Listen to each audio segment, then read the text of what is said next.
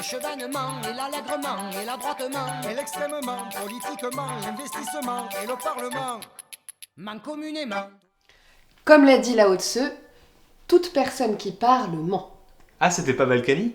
En tout cas, tu me donnes une idée de sujet. Quel serait le meilleur système de parlement ? Allez, c'est parti.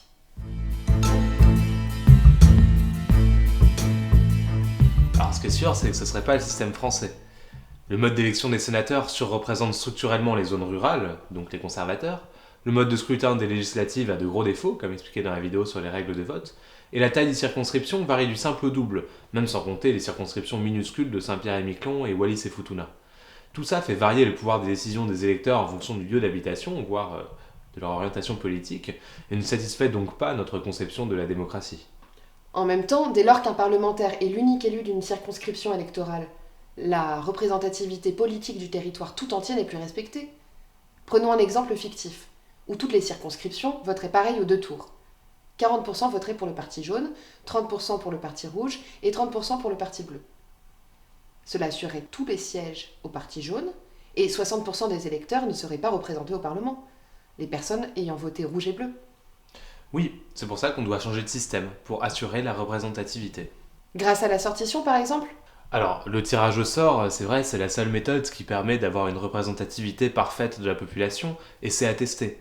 Mais je trouve ça plus judicieux de présélectionner des personnes intéressées, sérieuses et compétentes, et c'est l'intérêt des partis qui joue ce rôle. Alors tu penses à la proportionnelle intégrale ? Oui, si chaque électeur choisissait une des listes candidates du territoire tout entier, alors tous les citoyens auraient le même poids dans le choix des parlementaires. Mais un Parlement élu à la proportionnelle intégrale, ça rend le territoire ingouvernable. Parce qu'il n'y a pas de majorité. Regarde la 4ème République, ça n'allait pas. Bah, la 4ème République a quand même créé la sécurité sociale, ratifié le traité précurseur de l'Union Européenne, développé la filière nucléaire, tout ça en maintenant le chômage sous les 4%. Donc ça prouve que, même sans majorité d'accord sur absolument tous les sujets, on peut trouver une majorité différente sur chaque sujet et faire fonctionner la législature grâce à des alliances spécifiques variables. Oui, mais avec la proportionnelle intégrale, on perd la représentativité locale. Oui, et ça nous amène donc à reconsidérer la nécessité de représenter chaque localité. Est-ce que les désaccords politiques sont davantage liés au lieu d'habitation ou à la catégorie socio-professionnelle ? Pourquoi représenter seulement chaque localité et pas chaque type d'occupation, chaque genre ou chaque tranche d'âge ? Effectivement, ça pourrait marcher. Et on pourrait d'ailleurs assurer la représentativité des spécificités locales, aussi bien en représentant chaque région, chaque taille d'agglomération et chaque localité qui clame une particularité. Pas besoin pour ça de découper le territoire en une multitude de circonscriptions. Mais n'empêche, tu résous pas plus le problème de représenter ces diverses catégories avec la proportionnelle. Est-ce que tu proposes une 2e chambre parlementaire à cet effet ? Alors, c'est pas nécessaire grâce à un système tout en un. Ça s'appelle le système mixte avec compensation, ou Mixed Member Proportional en anglais. C'est utilisé notamment en Allemagne, en Bolivie, en Écosse, et ça permet de préserver la représentation de certains groupes tout en assurant la représentativité politique du territoire. Dans ce système, il y a 2 types de sièges. Une partie des sièges est réservée à certains groupes, et les sièges restants assurent la représentativité en complétant le Parlement à partir de listes de chaque parti. Pour bien comprendre, reprenons l'exemple de tout à l'heure, et disons qu'un tiers des sièges est réservé aux localités. Alors dans chaque localité, c'est le parti jaune qui gagne l'élection, et donc il obtient déjà un tiers des sièges se réserver aux élus locaux.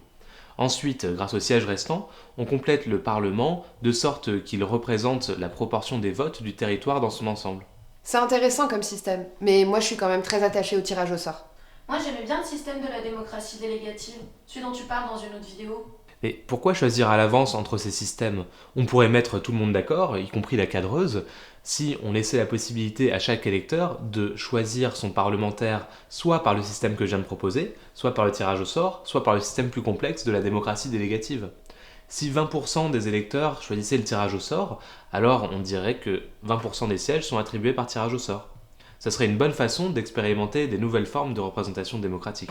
Ah, tu sais parler au peuple, toi. Une dernière question. Qui proposerait les lois et choisirait l'ordre du jour ? Parce que ça, c'est un gros enjeu. Eh bien, pourquoi ne pas permettre aux citoyens d'élaborer les lois sur une plateforme internet ? Les parlementaires examineraient alors les propositions par ordre de popularité et devraient bien sûr amender et voter les lois. Ça donnerait une grande liberté d'initiative populaire, ça stimulerait le débat public, et ça éviterait que le gouvernement n'accapare l'ordre du jour par des sujets non prioritaires pour l'opinion publique. Le gouvernement pourrait alors se concentrer sur sa vocation première, exécuter les lois. Et ça limiterait aussi la possibilité pour la majorité parlementaire de bafouer ses promesses électorales. Généralement, on propose d'instaurer un mandat révocable pour éviter que les élus ne mènent une autre politique que celle pour laquelle ils ont été élus. Parce que le mandat révocable permet dans ce cas de destituer l'élu et de procéder à une nouvelle élection. Mais la révocabilité est difficilement applicable à un parlement élu à la proportionnelle, à moins de dissoudre d'un coup tout le parlement.